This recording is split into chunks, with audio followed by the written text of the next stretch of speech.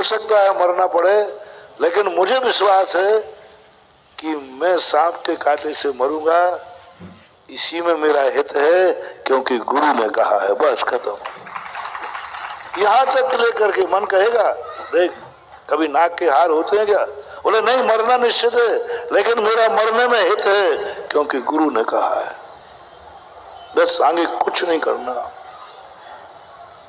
कुछ नहीं करना। आप लोग वही भोजन करते हो,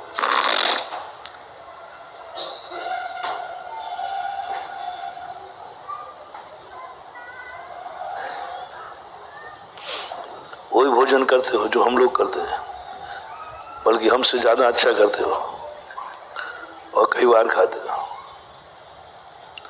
वही भोजन तुम्हारे लिए विशुद्धि का कारण क्यों नहीं बनता? वही भोजन तुम्हारे लिए चमत्कारी क्यों नहीं होता? अगर हमारे लिए चमत्कारी होता है। मात्र एक ताकत है। महावीर स्वामी ने कहा, कहाँ जा रहे हो आहार के लिए? किसके यहाँ जाओगे? भारत का एक दर्शन है जिसने कहा किसके यहाँ आहार लोगे। संसार में कोई भी दर्शन नहीं है जिसने साधु से कहा हो जहां आहार मिले वहां से ले लेना, जो देवे उससे ले लेना। हर संप्रदाय में कोई भी आप लेके चले जाना, वो ले लेंगे, होटल से ले लेंगे। किसी से उनको कोई मतलब नहीं, उनको मतलब है भोजन से। मुझे भोजन मिलना चाहिए, आप देंगे, ले लेंगे, कुछ नहीं पूछेंगे। आंगाड़ी पिछाड़ी किसी भी दर्शन में नहीं है। माँ दिगंबर एक जैन धर्म है जो आहार लेने के पहले पूछता है किसके आहार लोगे, कैसा आहार लोगे, कैसे आहार लोगे, किसके यहाँ लोगे, किसके हाथ से लोगे। और ये इतना नाटक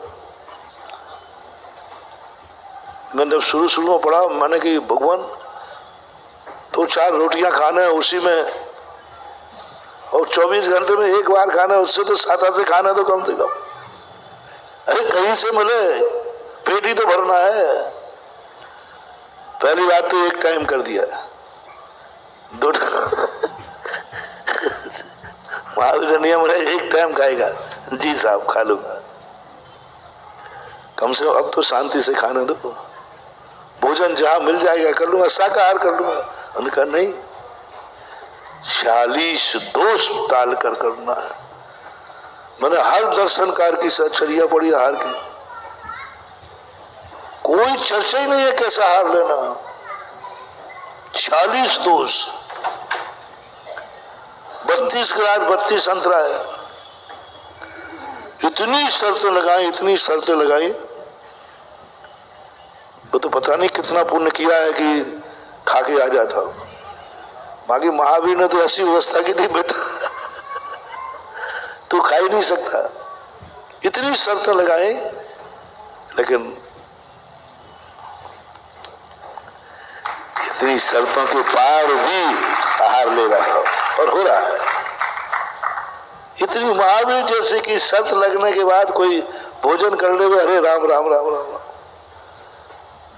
बहुत नाटक है, बहुत। लेकिन उसके बावजूद भी साधुओं के आहार अच्छे होते हैं कि नहीं होते? हो ही रहे।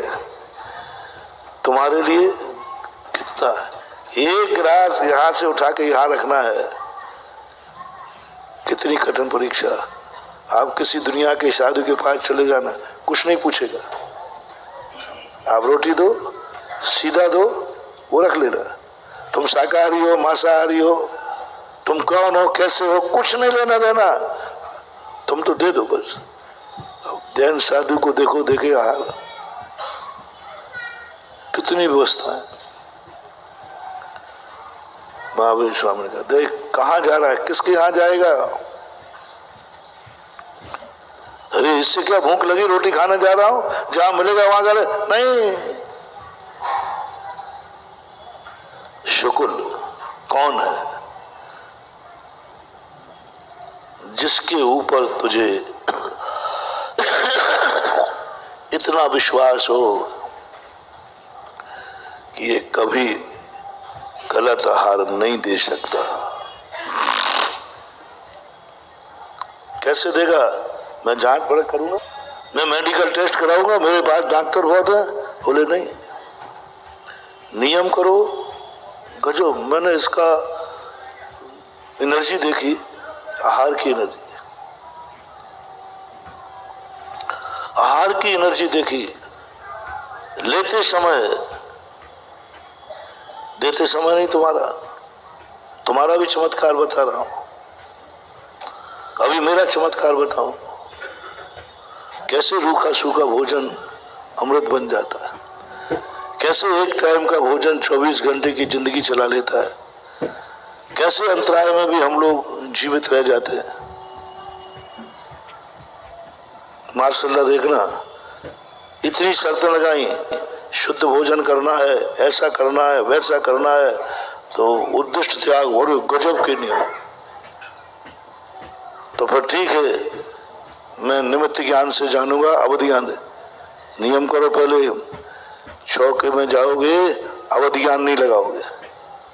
और अवधि ज्ञान है, हमें नहीं है, मतलब बड़े महाराजों को, उनको अवधि ज्ञान है। वो 1 मिनट अवधि ज्ञान से जान सकते हैं कि तुम्हारा चौका शुद्ध है कि अशुद्ध है। मेरे आने के पहले तुमने शुद्धि में बनाया कि अशुद्धि बनाया, अवधि ज्ञान सब देख लेगा, सब देख लेगा। और अवधि ज्ञान से देख लूंगा कि तुम्हारे किस भोजन में बाल चंदे के नहीं है। Take to order. आहार के संबंध में तुम अवधि ज्ञान नहीं लगाओगे। तो सबदेव को अवधि ज्ञान था, अवधि ज्ञान से जान लेते कि मुझे 7 महीने 8 दिन आहार नहीं मिल रहा है।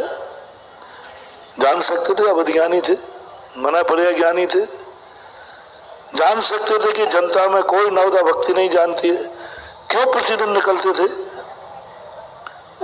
पहले दिन हमने जब पढ़ा महापुराण को शुरू में, मैंने कहा भगवान ये नाटक करने की जरूरत नहीं थी। आप आज अयोध्या में जा रहे, कल वहां जा रहे, पर घूमते रहे, सबको परेशान करना व्यर्थ में।